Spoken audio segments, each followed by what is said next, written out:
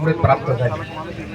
तसेच उपस्थित मान्यवर, आज आपल्या महाराष्ट्रात संघटना भरपूर आहेत, वेगवेगळ्या संघटना आहेत, ड्रायव्हर संघटना भरपूर आहेत, परंतु ड्रायव्हरांच्या माध्यमातून पत्रकारांचा होताना सन्मान हा कार्यक्रम तरी पहिला असेल असं मला वाटते।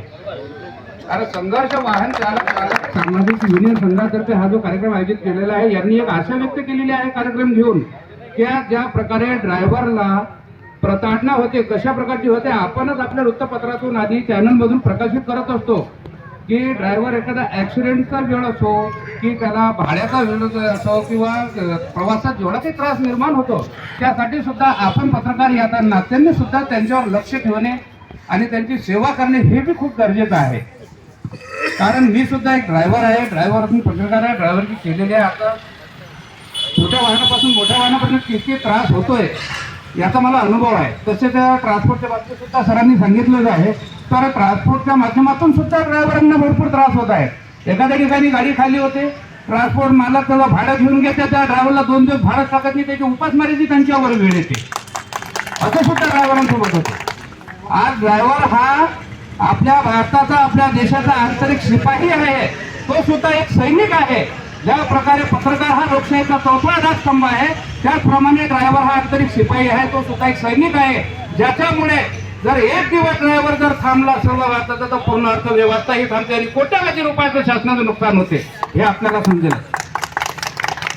तर माझं तरी असं मत आहे की आपण ड्रायव्हर बांधवांनी या घेतलेल्या कार्यक्रमात मी खरोखरच खूप कृतज्ञ यांचा आभारी आहे की त्यांनी आम्हाला या ठिकाणी बोलायला संधी दिली। आणि संघटना म्हणजे काय, संघटन निर्माण करणे आणि फक्त पद घेणे हा नाही।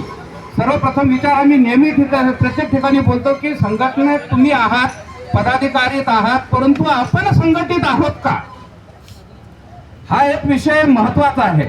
संघटना निर्माण करणे किंवा रजिस्ट्रेशन करून घेणे महत्वाचं नाही आहे, तर आपण संघटित आहोत का, एक दुसऱ्याच्या मदतीला आपण जाऊ शकतो का, तो त्याचा एरिया आहे तो बघेल, तो आपला कोणी लागत नाही तो बघेल। या ठिकाणी सर्व वैरत्व वैमानस्य सोडून ड्रायव्हर म्हणजे ड्रायव्हर, तो भाऊ म्हणजे भाऊ, आणि बंद्या भारतातला कोणी जर पत्रकार तो भाऊ म्हणजे भाऊ, त्याच्यासाठी त्याला मदतीला धावायला जायलाच पाहिजे, असं तरी मला वाटतं।